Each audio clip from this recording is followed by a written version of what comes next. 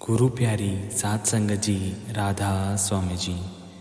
सात संगत जी, जिस प्रकार संसार में कोई भी वस्तु बिना किसी मूल्य या मोल के नहीं ली जा सकती है, हमें कुछ पाने के लिए किसी न किसी चीज़ का त्याग करना पड़ता है। ठीक उसी प्रकार अध्यात्म या संत मत में भी हमें काम, क्रोध, लोभ, मोह और अहंकार का त्याग करना पड़ता है। आज की साखी हमें इसी बारे सीख और प्रेरणा देने वाली है जी। चलिए आज की साखी शुरू करते हैं। एक बार बुखारे के बादशाह इब्राहिम अदहम को परमार्थ का शौक हुआ। वह फ़कीरों की तलाश में रहने लगा, लेकिन ऐशो आराम की ज़िंदगी भी जीता रहा। उसकी सेज 1.25 मन फूलों से तैयार होती थी। एक दिन उसने अपने 2 मंजिला मकान के ऊपर देखा कि 2 आदमी घूम रहे हैं। बादशाह ने पूछा, भाई कौन हो? उन्होंने कहा, हम सारबान हैं। सारबान ऊँटों को हाँकने वालों को कहा जाता है। बादशाह ने कहा, कैसे आए? तो उन्होंने कहा, हमारा ऊँट खो गया है। तब बादशाह ने कहा, कभी ऊँट महलों की छत पर आते हैं? जवाब मिला, कभी परमात्मा भी 1.25 मन फूलों की सेज पर मिलता है। इतनी बात कहकर वह दोनों आलोप हो गए और बादशाह बेहोश हो गया।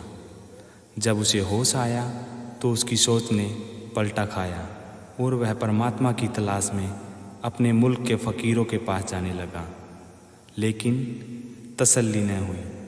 हिंदुस्तान में आया, बहुत ढूंढा, लेकिन फिर भी तसल्ली न हुई। आखिर वह काशी पहुंचा। कबीर साहब के आगे अर्ज़ किया कि मुझे शागिर्द बना लो। कबीर साहब ने कहा कि तू बादशाह है, मैं एक गरीब जुलाहा, तेरा मेरा गुजारा कैसे होगा? बादशाह ने कहा कि मैं यहाँ बादशाह बनकर तेरे द्वार पर नहीं आया, एक गरीब भिखारी बनकर आया हूँ। खुदा के लिए मुझे बख्श लो। औरतें नर्म दिल होती हैं। माता लोई ने, जो कि कबीर साहब की पत्नी थी, सिफारिश की तो उसे रख लिया। बादशाह जुलाहे के घर नलियाँ बटने और ताना तनने का काम करने लगा। 6 साल गुजर गए। एक दिन माई लोई ने कबीर साहब से अर्ज़ किया कि यह बादशाह है, हम गरीब जुलाहे, जो हम खाते हैं वही खाकर यह चुप रहता है, इसको कुछ दो। कबीर साहब ने कहा कि अभी इसका हृदय निर्मल नहीं हुआ। माई लोई ने कहा, जी इसकी क्या फ़र्क है, रूखी सूखी खाकर यह हमारी सेवा करता है, हुक्म मानने से इनकार नहीं करता, इसका हृदय कैसे निर्मल नहीं?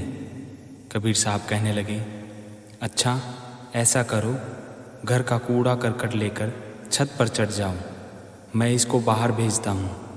जब यह जाने लगे तो सिर पर डाल देना और पीछे हटकर कान लगाकर सुनना कि क्या कहता है।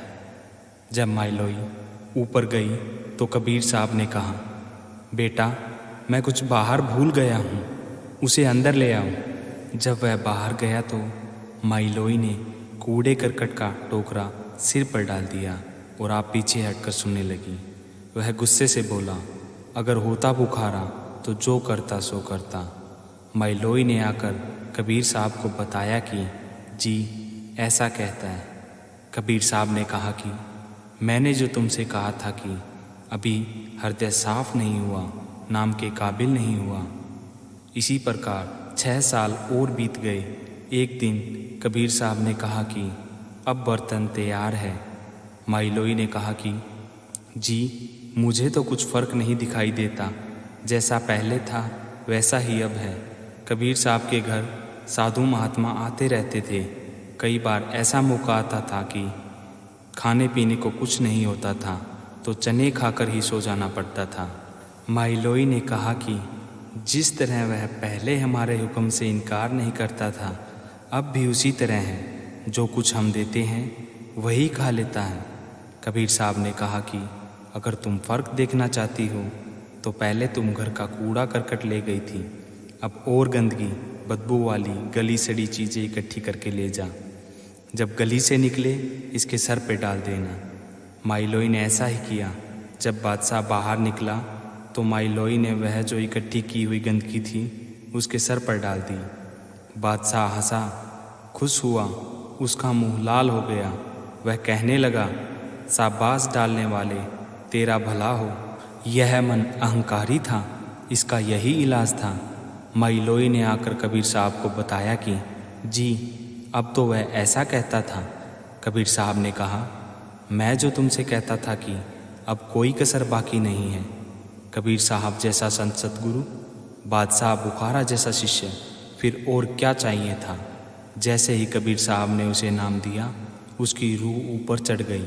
फिर कबीर साहब ने कहा, जा अब जहाँ मर्जी जाकर बैठ जा, तेरी भक्ति पूरी हो गई। साध संगत जी, नाम बहुत बड़ी दौलत है जिसको पाकर फ़कीर 7 विलायतों की बादशाहत को ठोकर मार देता है। नाम की कमाई कोई मजाक नहीं है।